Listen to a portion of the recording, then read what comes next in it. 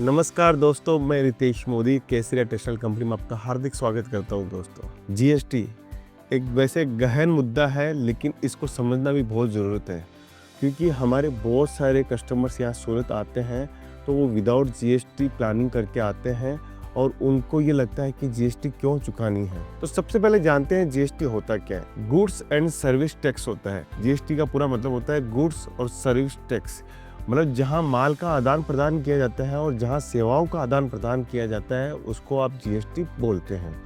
तो जीएसटी का मतलब हमें क्यों जरूरत पड़ती है? सरकार की नज़र से जो भी हम लोग लेन देन करते हैं उसका सरकार कुछ अंश अपने पास रखती है। जैसे कपड़ों के अंदर जीएसटी जो लगती है वो 5% की जीएसटी लगती है, और जो 1000 रुपये से ऊपर का जो आइटम होता है उसके ऊपर 12% जीएसटी लगती है। आप 12% जीएसटी का फिर से मतलब बता देता हूँ। जो 1000 रुपये से ऊपर का प्रोडक्ट है, जो रेडी प्रोडक्ट है, उसके ऊपर जैसे लहंगा है वो 12% सरकार लेती है अगर वो 1000 से ऊपर है। अगर वो स्टीच सूट है और वो 1000 रुपये से ऊपर है तो 12% लेती है, और 1000 रुपये से नीचे है तो 5% लिया जाता है। तो एक ये प्रारूप बनाया हुआ है कपड़ों के माध्यम से। हमारा कपड़ों का कारोबार है, जो हमारे कपड़ों के व्यूवर्स हैं उनको भी मैं आज सारा समझाऊंगा कि हम लोग कैसे वर्किंग करें, जीएसटी कैसे लें और जीएसटी के फ़ायदे क्या क्या हैं। देखिए, जीएसटी जब लेते हैं उसके फ़ायदे तो अनगिनत हैं। देखिए, आप जो जीएसटी चुका के हमें जाते हो, जिसे आप 5% जीएसटी में चुका के जाते हो, और आपके पास अगर जीएसटी नंबर है तो वो आप क्लेम कर सकते हो, क्योंकि आपको आगे अपने कस्टमर से भी आपको लेना होता है। जो पैसा मुझे चुका के गए थे, जैसे एग्जाम्पल के तौर पे मैं आपको बताता हूँ, जैसे 1000 रुपये का आप आइटम सूरत से आप परचेज करके लेके जाते हो तो उसके ऊपर 5% जीएसटी चुकाते हो, 50 रुपये जीएसटी आप चुकाते हो।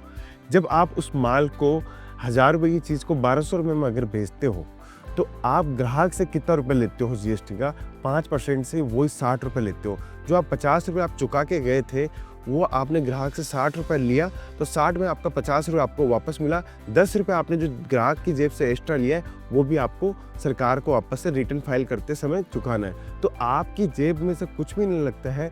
ये कर प्रणाली है, जो आप चुका के आते हो वो आपको रिटर्न मिलता है, आगे वाले एंड कंज्यूमर की जेब में से सारा का सारा पैसा लगता है। तो जो व्यापारी वर्ग है वो हमेशा भ्रांतियाँ फैली रहती है, जीएसटी हमारी जेब से लगेगी क्या, जीएसटी देना जरूरी है क्या, आधी जीएसटी हो सकती है क्या। तो ऐसे सरकार की कोई भी प्रणाली नहीं है।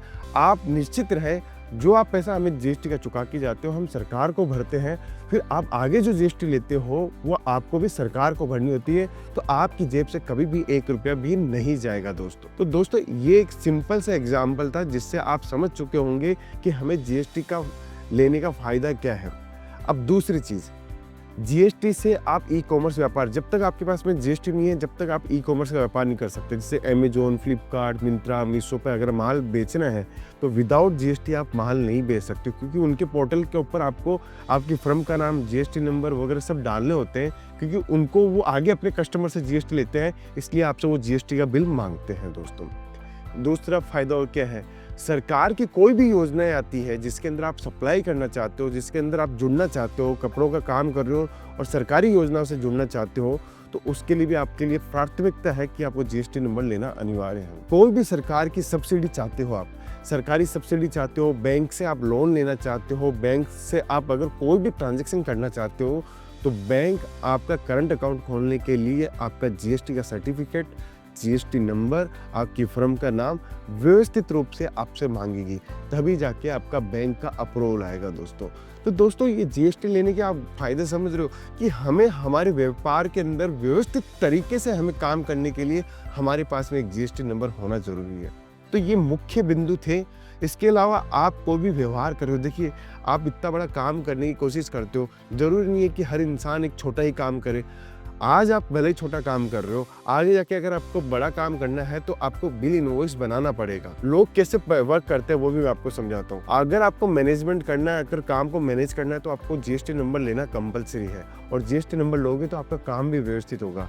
अब इसके अंदर 2 टाइप के कस्टमर्स होते हैं, 2 टाइप के व्यापारी होते हैं जो जीएसटी की प्रणाली को अलग अलग व्यवस्थित तरीके से करते हैं। केसरिया टेक्सटाइल कंपनी जब माल बेचती है तो 100 रुपये का कोई प्रोडक्ट है हमारा, तो उसके ऊपर 5% का जीएसटी हम लोग अलग से आपसे चार्ज करते हैं, तो बिल आपका बन के आता है 105 रुपये का। कुछ व्यापारी ऐसे होते हैं जो इंक्लूसिव ऑफ जीएसटी रखते हैं, जैसे आपका 100 रुपये का आपका माल था, उसके ऊपर पहले से एमआरपी 105 रुपये रखते हैं वो आपको 105 रुपये बताएंगे और बोलेंगे जीएसटी इसके अंदर इंक्लूड है, और वो उसका 5 रुपया जो है पहले से इंक्लूड किए होते हैं। तो ये दोनों व्यवस्था आप कर सकते हो।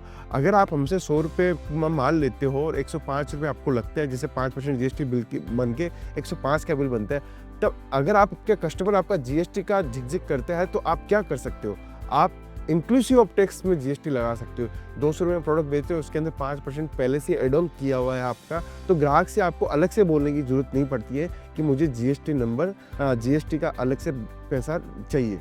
तो ये चीज़ आपको भी ध्यान रखनी है। दोनों प्रणाली अच्छी है, दोनों तरीके से काम कर सकते हो, दोनों तरीके से ग्राहक जहाँ खुश होता है वहाँ से काम कर सकते हो। लेकिन मैन्युफैक्चरिंग बिजनेस में क्या होता है, ट्रांसपेरेंसी रखी जाती है। हम लोग कभी भी आपको ये नहीं बोलेंगे इसके अंदर इंक्लूसिव होते हैं, क्योंकि मैन्युफैक्चरिंग बिजनेस वही होता है जो ट्रांसपेरेंसी से काम करे, जो आपको बताए कि इस चीज़ का आपका जीएसटी का खर्चा है, ये चीज़ का ये खर्चा है, ये ट्रांसपोर्टेशन का खर्चा है। सब चीज़ें अगर हम लोग आपके सामने जितना ट्रांसपेरेंसी से रखेंगे, उतना ट्रांसपेरेंसी से आप अपने व्यापार को अच्छा कर पाओगे और अच्छे तरीके से उसको चला पाओगे दोस्तों। तो दोस्तों ये हुआ जीएसटी लेने का फ़ायदा और जीएसटी को हमें कैसे अप्लाई करना उसका रिजल्ट था।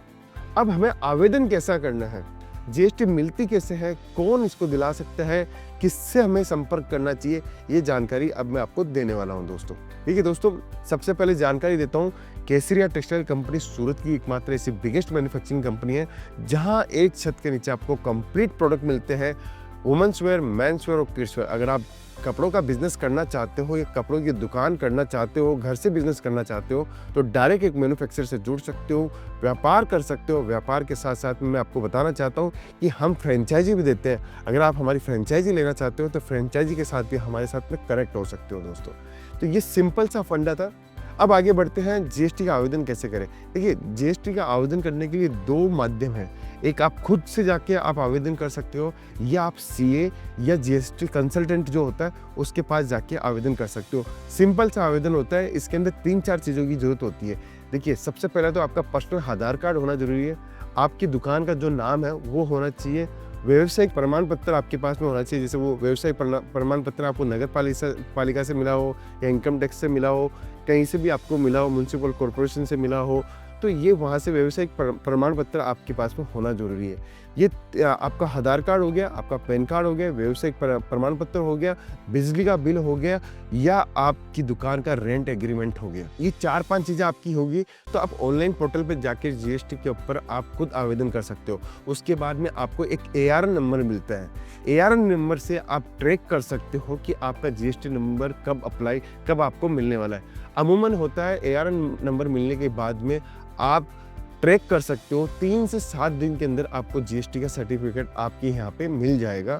तो 7 दिन के ये प्रोसेस के अंदर आपका जीएसटी नंबर मिल जाएगा। उसके बाद में आप इनवॉइस बिल बना सकते हो, ईवे बिल बना सकते हो। अब ईवे बिल क्या होता है, एक राज्य से अगर दूसरे राज्य के अंदर माल अगर भेजते हैं तो सरकार का नियम है कि आप ईवे बिल बनाइए, हमें ट्रैक कीजिए। ईवे बिल इसलिए सरकार बनाती है कि सरकार को पता चले कि कपड़ों का माल कितना बिका पूरे साल के अंदर। इसलिए सरकार की जो अमाउंट आपकी बिल के अंदर होती है वो बिल की अमाउंट ईवे बिल के अंदर नोट करवाती है और ईवे बिल से ही वो ट्रांजैक्शन आगे करवाना चाहती है। तो एक राज्य से दूसरे राज्य के अंदर आपको माल भेजना है, आपको व्यापार फैलाना है एक राज्य से दूसरे राज्य के अंदर, तो आपको ईवे बिल जनरेट करना पड़ेगा। जीएसटी की साइट के ऊपर जाके आपका जीएसटी नंबर डालिए, आपका रजिस्ट्रेशन कीजिए, वहाँ पे जाके जीएसटी नंबर डालने के बाद वहाँ पे ईवे बिल आप जनरेट कीजिए। जो भी आप बिल बनाएं और बिल की अमाउंट सब कुछ उसके अंदर मेंशन करनी होती है और ईवे बिल जनरेट हो जाता है। ईवे बिल आपकी बिल की कॉपी के साथ लग के आप ट्रांसपोर्ट के अंदर अगर देते हो तो जीएसटी और ईवे बिल का पूरा सर्टिफिकेट के साथ जाता है और एक राज्य से दूसरे राज्य में माल पहुंच जाता है दोस्तों। अब तीसरा पॉइंट एक और समझते हैं कि कौन सा टैक्स कहाँ दिया जाता है। देखिए, 5% का टैक्स भी होता है, 12% का भी होता है और 18% का टैक्स भी होता है। अगर एक राज्य के अंदर जैसे सूरत, हम लोग सूरत से बात कर रहे हैं, सूरत से माल अहमदाबाद जाता है, सूरत का माल सूरत जाता है, तो सीधा IGST लगता है। मतलब पूरा का पूरा टैक्स एक ही जगह लगेगा। वो जो टैक्स है एक ही इनपुट आपका लगेगा 5% का। अगर एक राज्य से दूसरे राज्य में माल जाता है तो एक होता है SGTC, एक होता है CGST।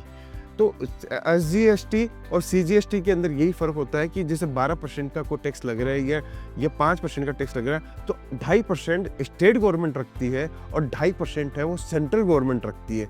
तो ये जो एक राज्य से दूसरे राज्य में जाता है तो उसका आधा भाग जो है वो सेंट्रल गवर्नमेंट रखती है, आधा भाग है स्टेट गवर्नमेंट रखती है। जो व्यक्ति का टर्नओवर 40 लाख से ऊपर है उस व्यक्ति को तो 101% उसको GST नंबर लेना अनिवार्य है। जो सर्विस के अंदर काम कर रहे हैं, सर्विस सेक्टर के अंदर काम कर रहे हैं, उनको भी GST नंबर लेना कंपलसरी है। अब जो 40 लाख रुपए से नीचे का काम कर रहे हैं उसके लिए क्या कर रहे हैं? देखिए, उसके लिए स्वेच्छा सरकार ने दी गई है, लेकिन आप अगर चाहते हो तो ले सकते हो, लेकिन आपको लेना भी चाहिए। इससे क्या होगा, जो आप टैक्स देके जाते हो, देखिए 40 लाख से नीचे में सरकार ने ये छूट दे रखी है कि अगर वो टैक्स को आप कॉस्ट समझ लो, जैसे मैं यहाँ से 1000 रुपये का आपको माल भेजा, आपने उसकी कॉस्ट ही 1050 पकड़ ली, तो सरकार आपको कुछ नहीं बोलने वाली है, क्योंकि आपका टर्नओवर है 40 लाख रुपए से नीचे। अब आपका जो मार्जिन आपको लगाना है वो 1050 रुपये के ऊपर मार्जिन लगा के आगे आपको माल बेचना है। तो आपने उस जो टैक्स चुका के आया उसको आपने कॉस्ट समझ ली। अब आप आगे टैक्स नहीं ले सकते हो क्योंकि आपने उसको कॉस्ट का हिस्सा समझ लिया है। तो ये चीज़ आपको ध्यान रखनी है। अगर आप उसको कॉस्ट में नहीं जोड़ना चाहते हो, आप उसको अलग से रखना चाहते हो, तो आपको GST नंबर लेना कंपलसरी है दोस्तों। मैंने GST की एक थोड़ी जो भी मुख्य बातें थी वो मैंने आपको कवर की है, क्योंकि हर वीडियो की एक लिमिट दायरा होता है। इसके अंदर बहुत सारे अमेंडमेंट भी बहुत सारे आते रहते हैं सरकार की ओर से, लेकिन आपको मैं बताना चाहता हूँ, अगर आप कपड़ा और व्यापार कर रहे हैं तो GST नंबर कंपलसरी लीजिए। इसमें अपने को कोई नुकसान नहीं है। हमें टैक्स के लिए, सब्सिडी के लिए, सरकारी योजनाओं के लिए, व्यापार को बढ़ाने के लिए, सबके अंदर हमें सुविधा मिलती है। तो GST नंबर ज़रूर से लीजिए और अपना व्यापार बढ़ाइए दोस्तों। मिलता हूँ नेक्स्ट वीडियो के अंदर। आज के इतने सब कुछ, बहुत धन्यवाद दोस्तों। साड़ी कुर्ती या हो लहंगा, सही दाम का नाम